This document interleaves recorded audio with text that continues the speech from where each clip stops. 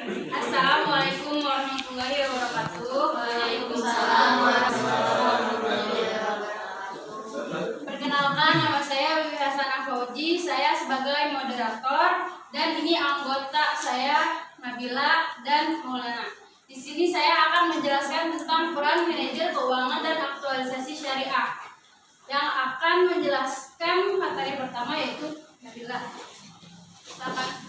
Di sini saya akan menjelaskan yang pertama terlebih dahulu yaitu konsep manajemen keuangan. Next. Manajemen keuangan merupakan keseluruhan kegiatan perusahaan yang berhubungan dengan usaha untuk mendapatkan dana yang diperlukan dengan biaya minimal dan syarat-syarat yang paling menguntungkan beserta usaha untuk menggunakan dana tersebut seefisien mungkin.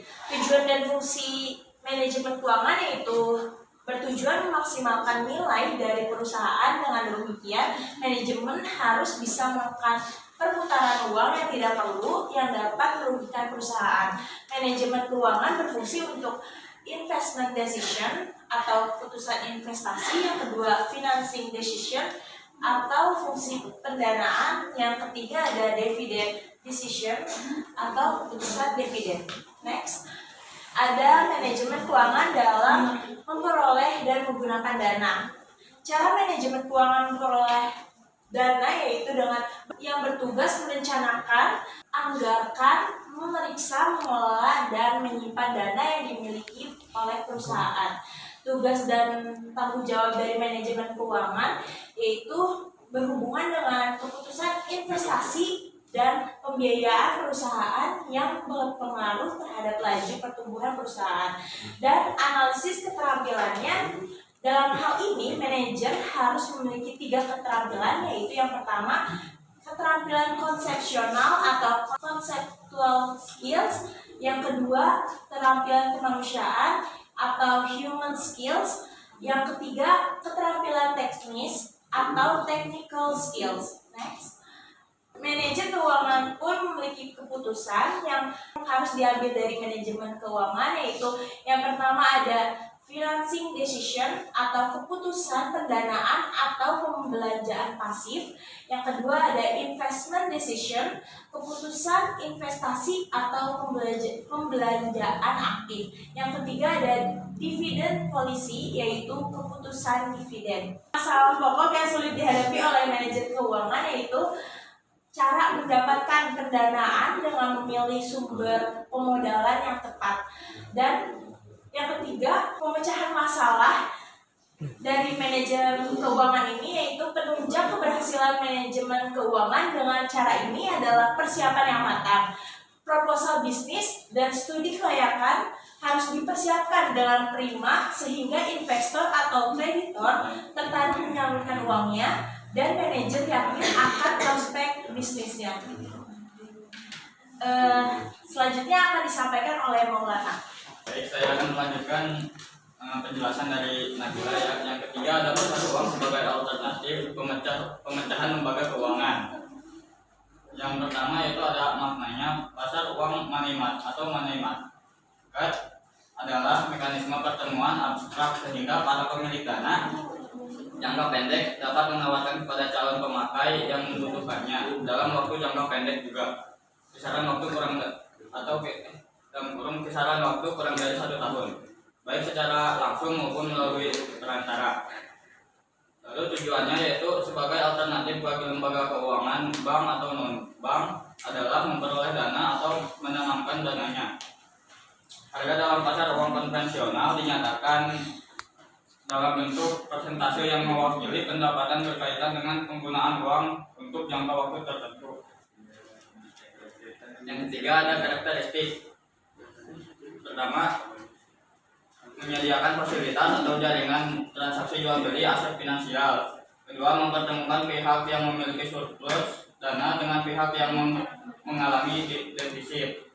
Tiga, transaksi dalam pasar uang bersifat jangka pendek. Yang keempat, memenuhi kebutuhan dana jangka pendek perusahaan, lembaga keuangan, dan pemerintah, mulai dari overnight sampai dengan jangka waktu jauh tempo atau 1 tahun. Jangka waktu jatuh tempo 1 tahun. Yang kelima, pada waktu yang sama pasar uang menyediakan outlet investasi bagi pihak surplus. Dana jangka pendek yang ingin memperoleh pendapatan atas dana yang belum terpakai.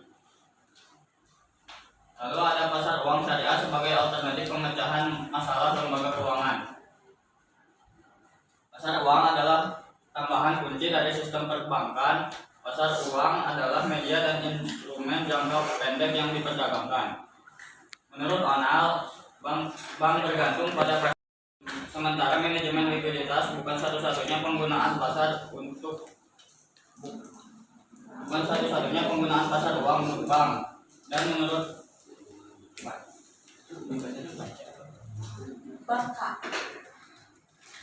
Barca, pasar uang sekuritas didominasi dengan pengeluaran dana dari Amerika Serikat. Dana sedang disalurkan melalui penggunaan surat berharga jangka pendek seperti treasury bills dan surat berharga. Sebagian besar pasar uang termasuk Malaysia yang didominasi perbankan. Lalu tujuannya adalah pasar uang memiliki keterkaitan dengan pasar modal dan perbankan. Telah menjadi jalan yang ideal bagi bank sentral untuk melakukan operasi moneter. Pasar uang syariah adalah bagian integral dari fungsi sistem perbankan Islam. Pertama, dalam memberikan lembaga keuangan syariah dengan fasilitas pendanaan dan menyesuaikan portofolio dalam jangka pendek. Kedua, melayani sebagai saluran untuk transmisi kebijakan moneter. Instrumen keuangan dan investasi antar bank akan memungkinkan bank surplus untuk menyalurkan dana ke bank defisit. Dengan demikian, mempertahankan mekanisme pendanaan dan likuiditas yang diperlukan untuk mempromosikan stabilitas sistem. Lalu keempat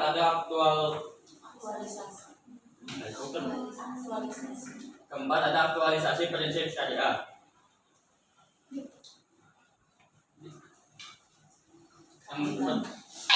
Yang pertama, keadilan, yaitu berbagi untung atas dasar penjualan real yang disesuaikan dengan kontribusi dan risiko masing-masing pihak.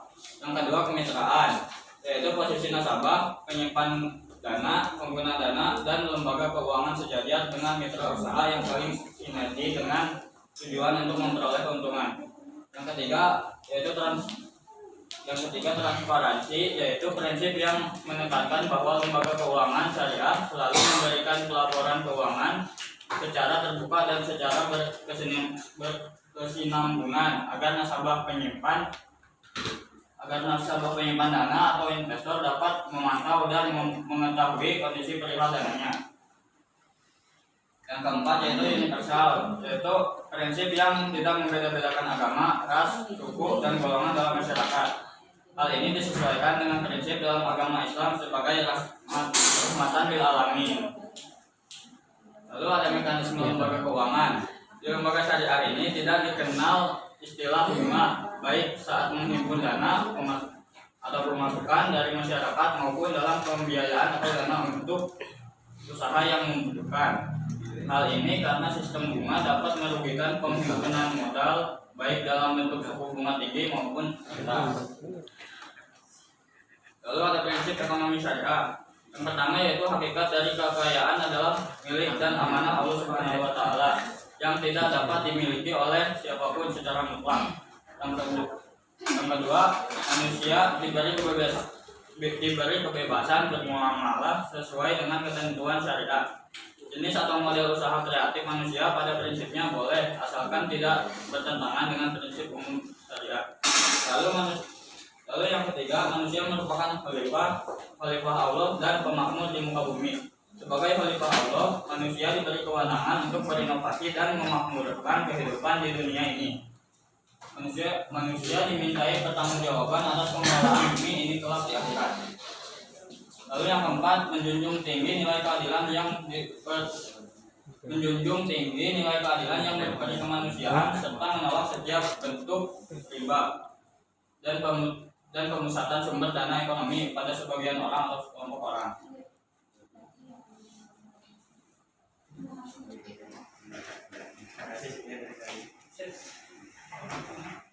Baik, tadi adalah yang telah dijelaskan oleh Nabila dan juga Maulana yang menjelaskan tentang konsep manajemen keuangan dan manajer keuangan, dan pasar uang sebagai alternatif lembaga keuangan dan aktualisasi prinsip syariah. Dan dapat disimpulkan dari peran manajer keuangan dan aktualisasi syariah yaitu peran manajer keuangan memberi wawasan mengenai bagaimana prinsip-prinsip manajemen keuangan konvensional dapat diintegrasikan dengan nilai-nilai syariah, menciptakan sistem keuangan yang etis dan berkelanjutan. Selain itu, menjelaskan pentingnya peran manajer keuangan dalam mengelola sumber daya secara efektif dan pasar uang sebagai alat memenuhi kebutuhan likuiditas lembaga keuangan tanpa melanggar prinsip-prinsip syariah. Saat ini ada yang ingin dipertanyakan? Yang ingin bertanya? Waalaikumsalam. Saya Dewi dari kelompok 6 izin bertanya, apa langkah-langkah yang diambil oleh manajer keuangan dalam mengelola risiko keuangan perusahaan dengan mempertimbangkan prinsip-prinsip syariah? Garjamsyah dari kelompok izin bertanya, bagaimana cara manajer keuangan memastikan bahwa kebijakan dividen perusahaan sesuai dengan prinsip syariah? Assalamualaikum warahmatullahi wabarakatuh. Perkenalkan, saya Indri Widiawati dari kelompok 5 ingin bertanya, berikan contoh bagaimana cara menghindari riba atau bunga dalam pengelolaan keuangan perusahaan. Pertanyaan dari Rahma, apa langkah-langkah yang diambil oleh manajer keuangan dalam mengelola risiko keuangan perusahaan dengan mempertimbangkan prinsip-prinsip syariah? Dalam mengelola risiko keuangan perusahaan dengan mempertimbangkan prinsip-prinsip syariah, manajer keuangan perlu melakukan evaluasi risiko syariah, mengembangkan kebijakan yang sesuai diversifikasi investasi, menggunakan instrumen keuangan syariah, memantau secara berkala, dan memberikan edukasi serta konsultasi kepada staf. Dengan mengikuti langkah-langkah ini, perusahaan dapat mengelola risiko keuangan secara efektif sambil tetap mematuhi prinsip-prinsip syariah. Tadi Yoga bertanya, bagaimana cara manajer keuangan memastikan bahwa kebijakan dividen perusahaan sesuai dengan prinsip syariah? Jawabannya yaitu dalam memastikan kebijakan dividen perusahaan sesuai dengan prinsip syariah, manajer keuangan perlu memastikan bahwa pendapatan yang digunakan halal, struktur modal tidak melanggar prinsip syariah, kebijakan tidak bertentangan dengan prinsip-prinsip syariah, dan dapat berkonsultasi dengan ahli syariah jika diperlukan. Dengan begitu, perusahaan dapat membagikan dividen secara adil dan sesuai dengan prinsip-prinsip syariah pada pemegang saham. Ada tambahan? Ada tambahan, Mbak? Jadi pembagian dividennya kayak gimana sih? Apakah harus adil, misalkan investor A dengan investor B? Harus sama? Sesuai ini nggak sih? Harus sama pembagian dividennya? Sesuai investasinya antara Jadi cara ngitung dividennya gimana? Kalau sesuai dengan apa yang diinvestasikan? Tadi Jumlah sahamnya. Baik, saya akan menjelaskan tentang pertanyaan yang diberikan oleh Ingrid. Yaitu berikan contoh bagaimana cara menghindari riba atau bunga dalam pengelolaan keuangan perusahaan. Baik, yang pertama ada yang tahu nggak? Kita tidak bisa menghindari bunga di perusahaan. Mudah banget. Ada yang tahu? Yang pertama apa? Ketika perusahaan kemudian tidak mau menghindari bunga, apa yang akan kita lakukan pertama kali?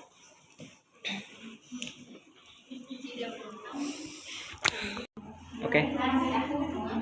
Yang pertama adalah mudorobah. Mudorobah itu apa? Prinsip dalam keuangan syariah.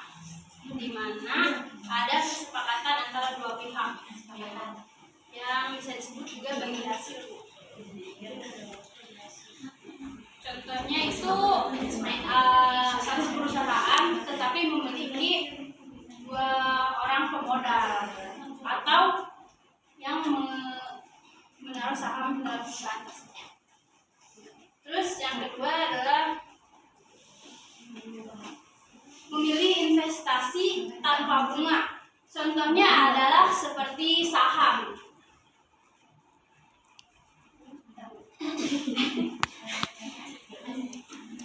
Saham yang baik adalah Ya benar itu jawabannya. Mudorobah saham. Ada lagi kunci utama ketika kita tidak mau menghindari riba atau bunga. Kita tidak apa itu? Yang tahu?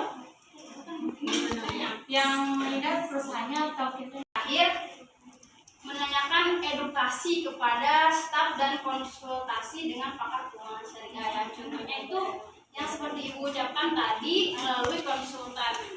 Sekian dari kelompok kami. Wassalamualaikum warahmatullahi wabarakatuh. Waalaikumsalam.